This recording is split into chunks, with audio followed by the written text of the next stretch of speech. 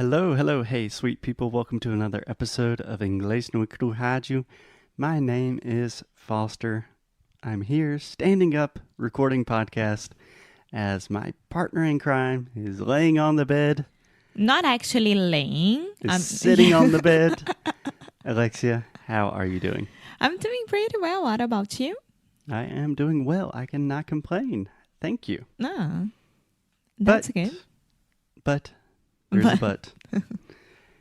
I imagine you will be able to complain in just a few minutes. Which is good that you are giving me a reason to complain this episode. Yeah. Okay, so let me explain a little bit. I recently arrived in Portugal. We are still in the middle of a global pandemic, so everyone is wearing masks everywhere.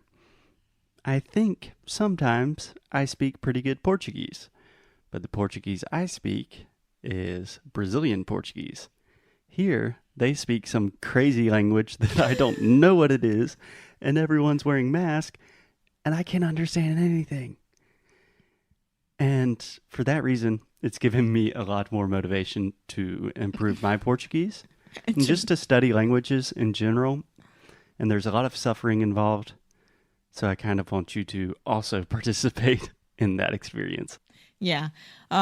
It's very weird because when I think about how I would behave in the United States if I was there with masks and trying to talk to people and etc., would be so hard as well. Yeah. Well, in a lot of the U.S., people don't wear masks, but that is for another day, another episode. So today, Alexia, I want to get back to the basics and focus on some of the fundamental sounds of English. Okay. Okay? What do you have for me?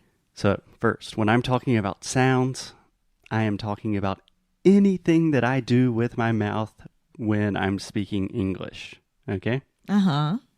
So depending on how you count, American English has like 42 to 45 different sounds. Mm-hmm. So everything that comes out of my mouth is some combination of those sounds. Uh-huh. And if you have problems, if you are having a difficult time with any of those sounds, you are going to struggle when you're speaking. Of course. Okay, you know this story. I'm just clarifying for maybe some of our new listeners. Yeah. Hey, new listeners. Hello. So today, Alexia, tell me about a part of your body that has been hurting recently. I was thinking about there are a lot of parts. Which one do you want? But yeah, meu pé. Yes. My right pé. Okay. So Alexia recently injured her foot, probably because we are walking so much with Buddy, our little puppy, and you're just putting in a lot of steps every day. And I have noticed that Alexia has quite a difficult time saying the word foot. Foot. There we go. Perfect. But I was saying foot. Yes. So, foot. Let's think about this. Let's try to deconstruct this word into its most basic sounds. So, foot. Foot. This has 3 sounds. Can you tell me the first one? Perfect. The first sound is the F sound, just like my name, Foster. Everyone with me now. That's the first sound. The second sound. Your first time was good. Almost. Okay. So let me do it first. So we have t. T. T. Foot. T. Okay, that's pretty good. The sound we want to focus on today is the vowel in the middle. This is what we call the other U sound, and it's a really difficult sound. Okay? Okay. So let's just begin with some repetition. So try to repeat with me. Foot. Foot. Could. Could. Should. Should. would. Would. Coulda, shoulda, woulda. Coulda, shoulda, woulda. Do you understand what that phrase means? Coulda, shoulda, woulda. I could, I should, I would. What? Yeah. Maybe I will do it. I love when Alexia says, yeah, I understand. And she just repeats. Coulda, shoulda, woulda. Coulda, shoulda, woulda is a phrase. What we are literally saying is could have, should have, would have. So when people are making a lot of excuses, we say, coulda, shoulda, woulda. Like, you could have done it, you should have done it, you would have done it, but you didn't. So Okay. coulda, shoulda, woulda. Coulda, shoulda, woulda. Nice. Okay. Cook. Cook. Took. Took. Look. Look. Look at the book. Look at the book. Okay. That's pretty good. Pretty good. How do you feel about the sound so far? I don't know. I know that I have difficulties with the sound, but I think it's more, I don't know when I make these mistakes because it's not every single word.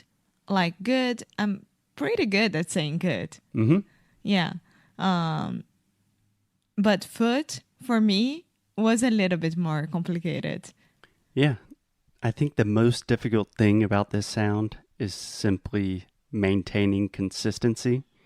That is to say, producing the sound correctly all of the time. And that's difficult because this sound appears in a lot of different ways in English.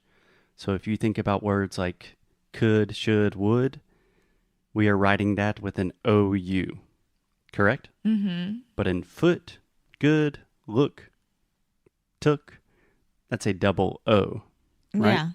But in words like put, sugar, that's just a U. Yeah. So the sound can appear in pretty much, we represent it in so many different ways in writing that it's really difficult. I think that's because I say more good than foot, you know? And Probably. yeah, and maybe I already know how to pronounce it. I don't know, but it's a good way to practice. Yeah, exactly. Okay, so Alexia, your most common mistake and the most common mistake that I see with all of our students is instead of producing this sound, our students have the tendency to produce the sound. So instead of saying good, they say good. Or foot, they say foot. Or should, right? Right. So the difference between these two sounds, the this other U sound, it's a very deep sound in the back of your throat. So if you want, you can just put your hand on your throat and say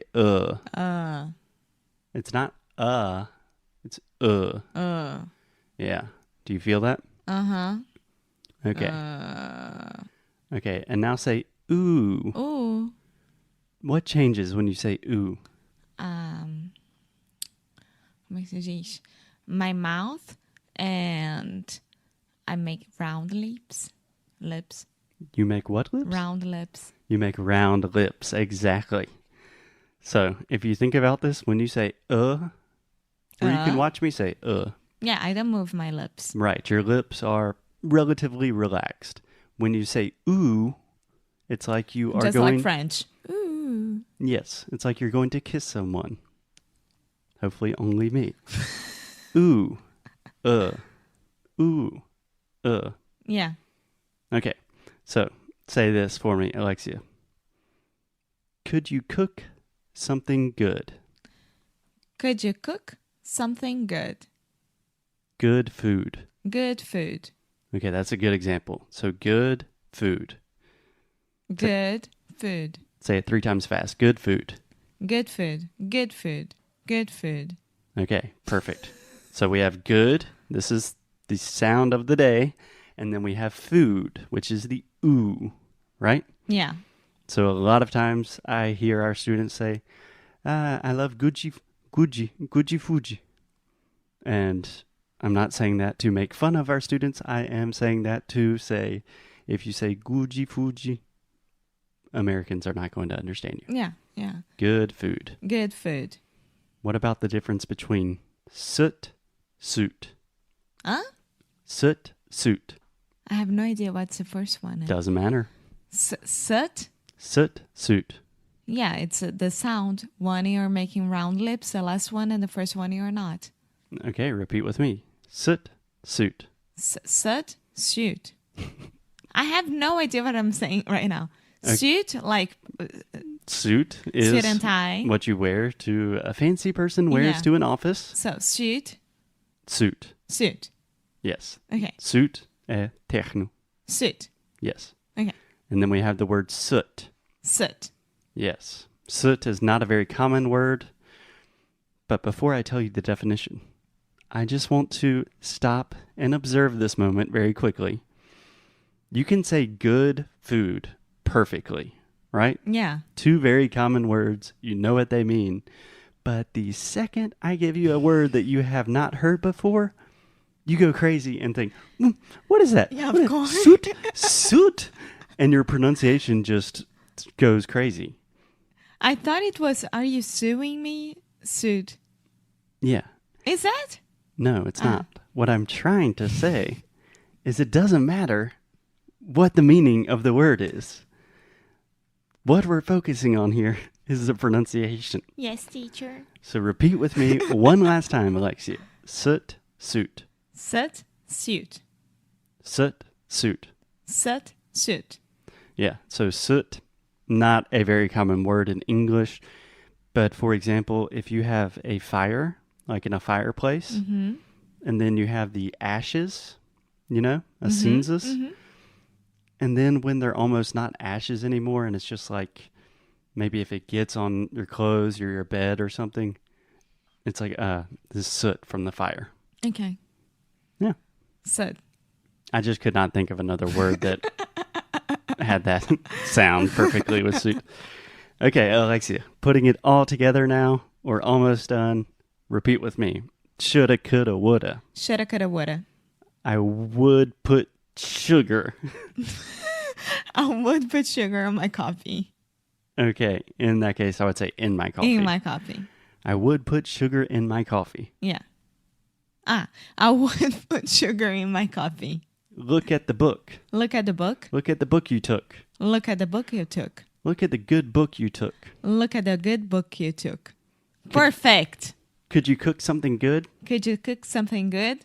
Could you cook some good food? Could you cook some good food? Soot. Soot. Okay, Alexia, you did a great job. I really appreciate your patience. But to be honest, we spend a lot of time on the show just having fun, talking about things. But the way you make big improvements in your English is doing the hard work of just feeling like a crazy person, feeling like, okay, I don't understand what Foster's saying. What is soot, suit? What is this? That's what you have to do sometimes. Yes. Okay, cool. Any questions? No, I am gonna practice soot. Soot. Soot. Okay. We should have ended 5 seconds before. Thank you, guys. We will see you tomorrow. As always, keep up the good fight. And lose well.